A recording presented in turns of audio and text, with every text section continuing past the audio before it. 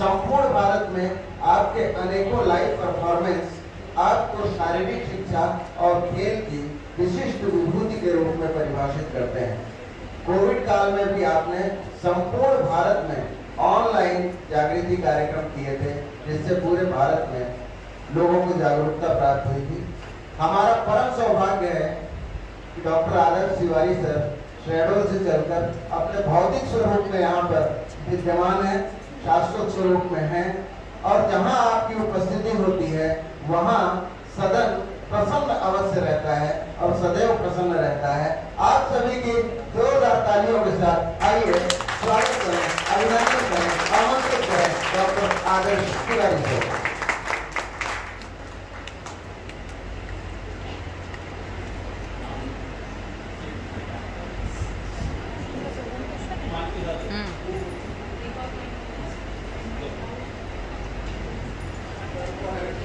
आज के बीच हमारे साथ में नेहरू केंद्र, जो कि एक बहुत बड़ा संगठन है, उसके रीजनल डायरेक्टर आदरणीय श्रीकांत पांडे सर का आगमन हुआ है हमारे बीच में। हम आपका हार्दिक स्वागत अभिनंदन करते हैं।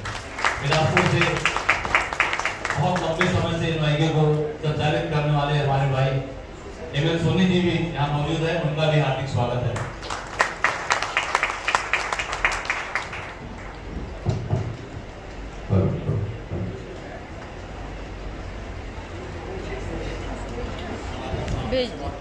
आदर्श तिवारी सर का परिचय सुनकर हमारे भावों को भी ऐसा लगा सामने से इनका आनंद ले पाएंगे। 6 या 7 और हमारे विषय विशेषज्ञ विद्वान अब आपके बीच में पहुंच गए हैं। पुनः उनके स्थान पर अपने बीच पाकर आप गौरव का अनुभव कर रहे होंगे। एक बार आप अरे यार मुझे नहीं सदन में पूरी ऊर्जा के साथ तालियां बजाइए।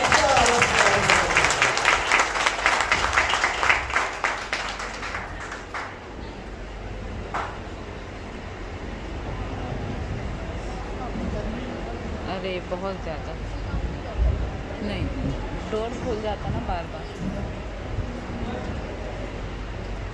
मुझे देखकर आप लोग ऐसे खामोश हो गए जैसे मेरी श्रद्धांजलि सभा में मैं थोड़ा सा ऊर्जा का आदमी हूँ, ताली वाली से हंसी खुशी रहिए। देखिए, इस बात को आप प्रमाणिक रूप से मानेंगे कि जब फोटोग्राफर के कहने पर स्माइल प्लीज, आप एक सेकंड के लिए मुस्कुराते हैं, आपका फोटो अच्छा आता है। तो अगर जीवन भर हंसेंगे मुस्कुराएंगे तो पूरे जीवन का चित्र कितना अच्छा होगा। अपने को ताली बजाइए। वैसे भी एक बात बताऊं, हंसने की कला ईश्वर ने केवल इंसानों को दी। मानते हैं इस बात को? हंसने की कला ईश्वर ने केवल इंसान को दी है, क्योंकि आपने कभी किसी गधे को हंसता हुआ नहीं देखा हो। आज के बाद अगर कोई गधा आपको हंसता मुस्कुराता हुआ नजर आए तो ये समझें कि धीरे धीरे स्लोली स्लोली वो इंसान बनने की प्रक्रिया में है। और यदि कोई इंसान होकर के भी ना हंसे, सोमड़े जैसा बैठा रहे, तो समझिए स्लोली स्लोली वो उस प्रक्रिया में जाने वाला।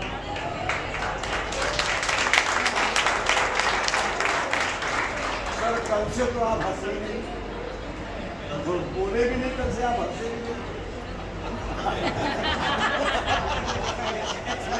नहीं, मेरा प्रश्न वाजिब है भाई, हमने कल से आपको आज तक ना हंसते देखा ना बोलते देखा, मेरा काम हंसाना है, आपसे धागे लगवाना है सर। हंसना हंसाना आदत है मेरी, आपको पास बुलाना आदत है मेरी। लोग तो मुंह फेर के चल देते हैं, आपसे धागे लगवाना आदत है। कोटा आया, बड़ी विशेषताएं कोटा के बारे में मैंने सुनी थी।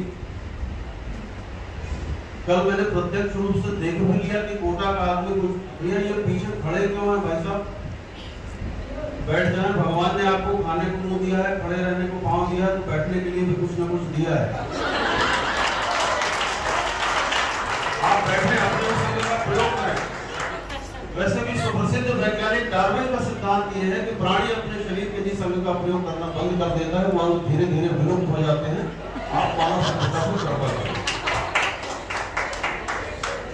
तो कोटा का आदमी विशेष होता है, मैंने देख लिया। कोटा का एक आदमी बाजार गया, मच्छरदानी खरीद लाया। हम सभी मच्छरदानी लेकर के आते हैं, उसमें कोई फॉल्ट होता है तो दुकान पे वापस जाते हैं उसको चेंज करने के लिए। कोटा का वो आदमी मच्छरदानी खरीद के लगाया, जैसे ही उसने बेड पे मच्छरदानी फिट की, उसने देखा मच्छरदानी के एक सिरे पर एक छेद है। वो पट्टा मच्छरदानी को बदलने नहीं गया। उसने दिमाग लगाया, घर में प्लास्टिक का एक पाइप पड़ा हुआ था फालतू, उसको लेकर के आया और मच्छरदानी में जहां पर छेद था उसके ठीक सामने दूसरा छेद किया और मच्छरदानी को फंसा दिया। अब मच्छर इस छेद से आकर के पाइप में घुसे और मच्छरदानी के उस सिरे से जो आदमी मच्छर का बाईपास कर दे, ऐसे कोटा के विचित्र आदमी बड़ा हर्ष है। अक्सर ऐसा होता है कि कभी भी कोई सेमिनार कॉन्फ्रेंस होती है तो उसमें या तो मुझे सबसे पहले बुलवाते हैं या सबसे आखिरी में बुलवाते हैं कि अब किसी के लिए कुछ बचा नहीं, जो कुछ है आप तुम करो, और जहाँ कुछ करने को नहीं बचता वहां मैं ही करता हूँ। कल से हमने सुना जैन साहब को, विदेश से आए हुए हमारे तोमर साहब, राजकुमार तो नाम ही है आपका, आगासी सब चले गए, बड़े बड़े विद्वान। इन सबको डॉक्टर सीवी रमन यूनिवर्सिटी ने बुलवाया और शंकर यादव ने मुझे मंगवाया। सारे गाजे बाजे हो गए, अति विद्वानों को आपने सुन लिया, आखिरी में बचा मैं और मैं सबसे छोटा। अब आप कल्पना करिए मुझे इस सत्र में बुला करके और बुलवाने का अर्थ क्या। आप देखिए फल वाला अपने ठेले में फलों को सजाता है, नीचे से वो फल रखना शुरू करता है और सबसे ऊपर जो फल रखता है वो सबसे ताजा होता है। उस ताजे फल की आड़ में वो बाकी सारे फलों को बेच देता। मैं वो ताजा फल हूं, इसके लिए तालियां बजे। और क्योंकि वो मेरे सामने बैठे हैं, कहीं ना कहीं मेरे गुरु हैं आदरणीय राजकुमार शर्मा जी का मैं शिष्य हूं, अभी वो दिखाई नहीं दे रहे। मैं अपनी कद्र भी जानता हूं। आप सभी ऐतिहासिक लोग हैं। जैन साहब 2000 का नोट है, तोमर सर 1000 का नोट है, राजकुमार सर 500 का नोट है। इन सबके आगे मेरी औकात 10 रुपए की नोट की है। वैसे आप सबको पता होगा इस समय बाजार में जितने भी नकली नोट चल रहे हैं वो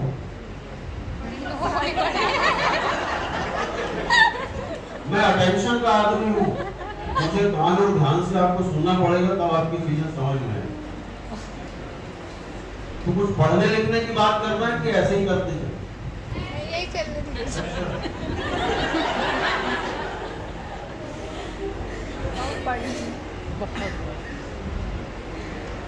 एक बच्चे ने अभी अपना प्रेजेंटेशन दिया है, थोड़ा सा मैं टच करूंगा क्योंकि मुझे पता है 2 दिन से आप सभी लोग बड़े टेंशन में बैठे हैं, कुछ तो टेम्परेचर की भी दिक्कत है।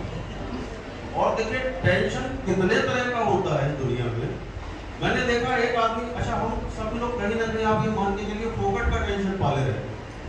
एक आदमी पेड़ के नीचे बड़ा उदास चुपचाप बैठा, मैंने कहा पता नहीं इसको क्या प्रॉब्लम है, क्या टेंशन है। चल के इससे मिलते हैं, बात करते हैं। मैंने कहा भाई तेरी प्रॉब्लम क्या है? बोले सर आप जाइए, आप हमारी प्रॉब्लम सुलझा ही नहीं सकते। अरे हमने कहा हुआ क्या? बोले भयंकर टेंशन है हमको। हमने कहा तुम अपनी टेंशन तो बताओ, शायद हम तुम्हारी टेंशन का निराकरण कर सकते। बोले सर एक बात बताइए। हमने कहा पूछिए। बोले दुनिया में जो इंसान आया है कल को वो मरेगा, और जब मरेगा तो उसको शमशान लेकर के जाएंगे। हमने कहा ये तो प्रकृति का नियम है, सामाजिक नियम है। जो आदमी दुनिया में आया है वो दुनिया छोड़ के जाएगा, और जब जाता है तो उसको कई कंधे मिलते हैं। अगर प्रतिष्ठित आदमी होता है तो उसके पीछे भीड़ लगी रहती है। तो उनको इस बात से काई की टेंशन है? वो आपने फिर भी बड़ी टेंशन में बोला मैं इस बात को लेकर के टेंशन में हूँ कि जब दुनिया का आखिरी आदमी मरेगा। आगे का आपको बोलना है, साहब ताली बजाना मेरा।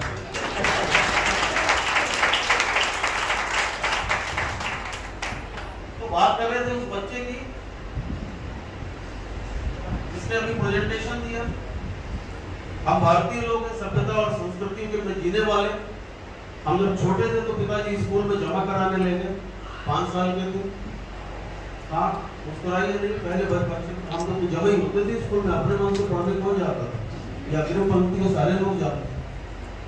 तो ऐसे पेड़ के नीचे स्कूल लगा हुआ, वहां साहब बैठे, हमारे पिताजी और हम छोटे से खड़े।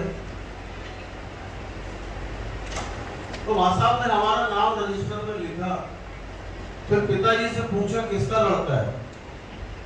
हमारे पिताजी भावुक हो गए, बोले मां साहब आप ही का है। अब हम टेंशन में कि जिसको 5 साल से अपना बाप समझ रहे,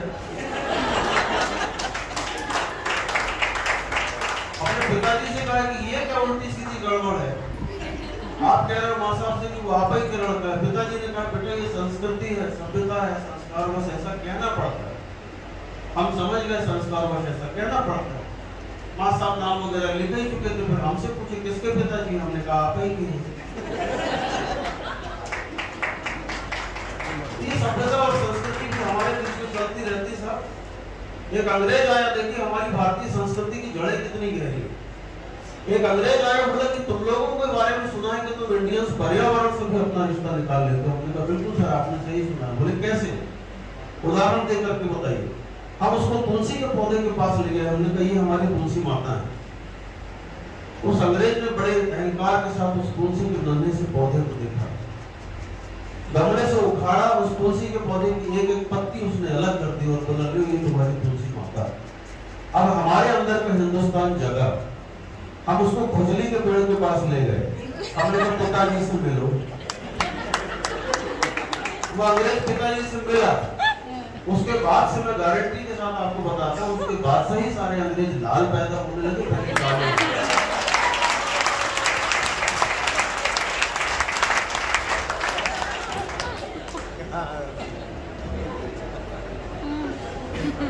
अभी योग के बारे में इस डॉक्टर बच्ची ने बहुत अच्छा बताया।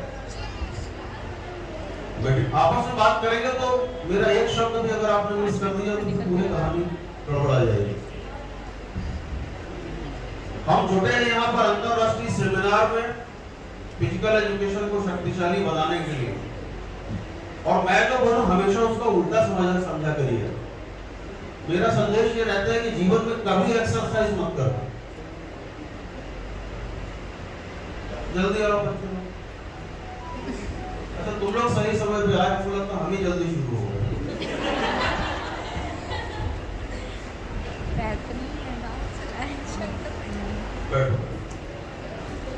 मध्य प्रदेश है, मध्य प्रदेश से। हम आज का बोले तो समझ आ गया। जल्दी बैठो, आगे बढ़े जी। हाँ चलो, मेरी बात से कितना लोग सहमत है तुरंत आप उठाना। जीवन में कभी एक्सरसाइज मत करना, उम्र कम हो जाएगी। वो है, उसके लिए ताली बजा दो।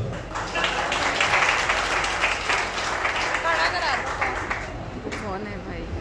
चलो मेरा तरफदारी करने वाला कोई तो मिला। प्रमाण ये है साहब कि जीवन में कभी एक्सरसाइज मत करना, उम्र कम हो जाएगी। क्योंकि बूढ़ा दौड़ता रहता है, 14 साल जिंदा रहता है, अगर बड़ा रहता है 150 साल तक जिंदा रहता है। तालियां कम है, अगला प्रमाण दूंगा तो तालियां बजेगी। वैसे भी ये तय है कि ईश्वर ने आपको जितनी भी सांसें दी है ना, वो बिल्कुल गिनती की दी है। आप घोड़े की तरह दौड़ोगे, जल्दी जल्दी सांस लोगे, जल्दी जल्दी सांस छोड़ोगे, सांसों की गिनती धीरे जल्दी से खत्म हो जाएगी।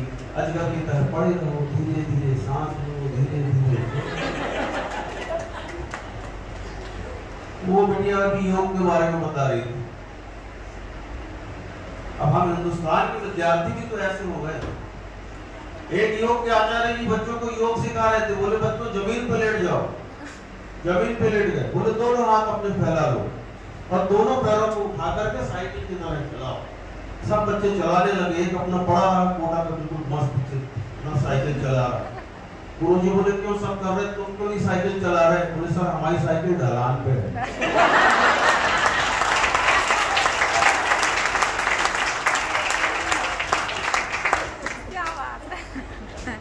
एक और योगी है हमारे लाला रामदेव, बाबा रामदेव को कहना लाला ही बोले। हाँ भाई, उन्होंने पूरी दुनिया को कहा कि काम धंधा छोड़ो, योग करो, काम धंधा छोड़ो, योग करो।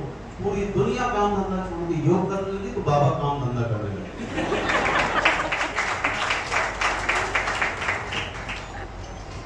सवेरे उठिए ना, क्या मार्केटिंग है, गली मोहल्ले में निकलिए, ऐसा लगता है दिलों से सांप निकल के भाग रहे। अनुलोम विलोम,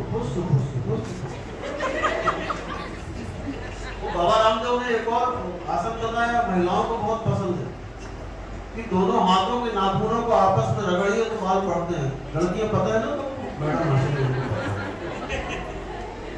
ये बड़ा प्रामाणिक उनका व्यायाम योग है, पता नहीं क्या है ये।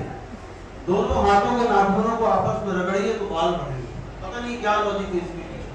खैर, मैंने देखा हमारे मोहल्ले की कुछ महिलाएं आपस में बात कर रही थी, वो नाखून रगड़ने वाली बात को लेकर।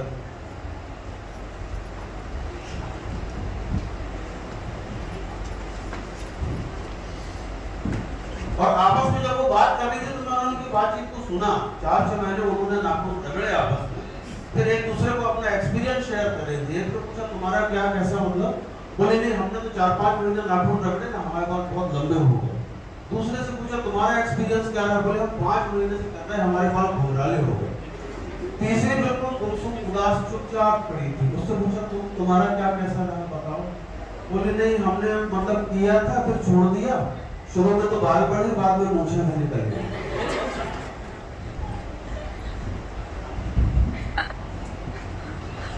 लेकिन एक बात तय है,